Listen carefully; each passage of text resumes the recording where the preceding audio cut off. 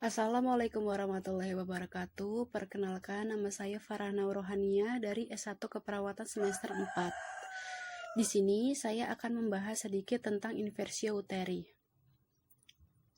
Apa itu inversio uteri? Inversio uteri adalah keadaan di mana lapisan dalam uterus atau endometrium turun dan keluar lewat ostium uteri externum yang dapat bersifat inkomplit sampai komplit, menurut Widyosastro 2010. Apa sih penyebabnya? Penyebab pasti dari inversio uteri belum diketahui sepenuhnya.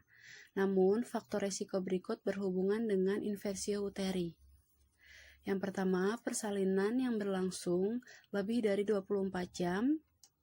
Yang kedua, ada tali pusar pendek. Ketiga, bayi lahir sebelum waktunya atau prematur. Keempat, plasenta melekat di bagian paling atas dari rahim. Kelima, penggunaan obat relaksan otot selama persalinan. Keenam, rahim abnormal atau lemah. Ketujuh, riwayat inversio uteri sebelumnya. Yang kedelapan, ada plasenta akretal di mana plasenta terlalu lama tertanam di dinding rahim.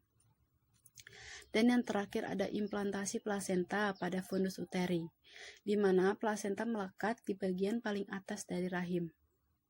Apa sih tanda dan gejala inversio uteri? Yang pertama, keluarnya bagian rahim yang menonjol dari vagina. Yang kedua, setelah melakukan pemeriksaan, rahim tidak berada di tempatnya. Yang ketiga, pendarahan dari jalan lahir.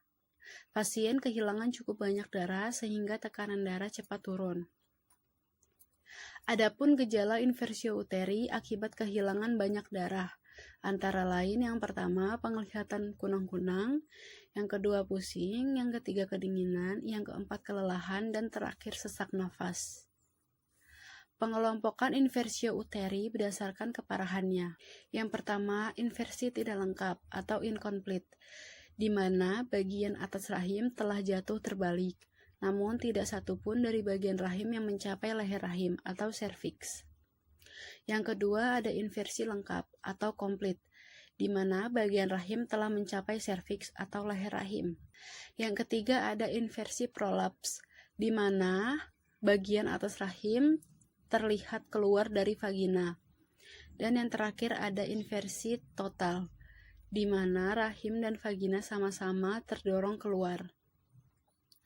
Inversio uteri juga dibedakan menjadi 3 sesuai dengan waktu terjadinya.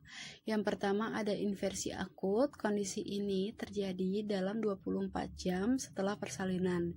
Yang kedua ada inversi subakut, inversi yang terjadi setelah 24 jam hingga 1 bulan setelah persalinan. Yang ketiga ada inversi kronis, inversi yang terjadi 1 bulan setelah persalinan. Bagaimana sih penanganan inversi uteri?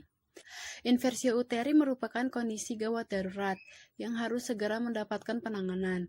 Dokter akan mendorong bagian atas rahim yang terbalik atau yang keluar ke atas melalui jalan lahir dengan kepalan tangan.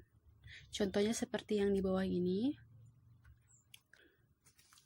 Setelah uterus atau uteri kembali ke posisinya, oksitosin dan metilergonofin diberikan untuk membantu kontraksi rahim dan mencegah terulangnya kembali inversio uteri. Dokter ataupun bidan akan memijit rahim sampai kontraksi penuh dan pendarahan berhenti. Ada juga teknik baru untuk memperbaiki inversio uteri atau uterus, menggunakan perangkat balon dan tekanan air. Sebuah balon ditempatkan di dalam rongga rahim dan diisi dengan larutan garam untuk mendorong rahim kembali ke posisinya. Hal ini juga efektif untuk menghentikan pendarahan dan mencegah terulangnya inversi rahim. Jika cara tadi tidak berhasil, maka diperlukan operasi. Ibu akan diberikan anestesi dan dilakukan sayatan pada perutnya, tepatnya di atas rahim. Rahim kemudian akan diresposisi atau dibenarkan kembali posisinya dan sayatan ditutup dengan jahitan. Jika kondisi ditangani dengan operasi, maka kehamilan berikutnya akan memerlukan operasi sesar untuk melahirkan sang buah hati. Jika plasenta tidak dapat dipisahkan dari rahim, maka kemungkinan akan dilakukan pengangkatan rahim. Inversio uteri jika ditangani dengan cepat bisa sembuh sepenuhnya tanpa kerusakan jangka panjang pada rahim. Sekian dari saya. Wassalamualaikum warahmatullahi wabarakatuh.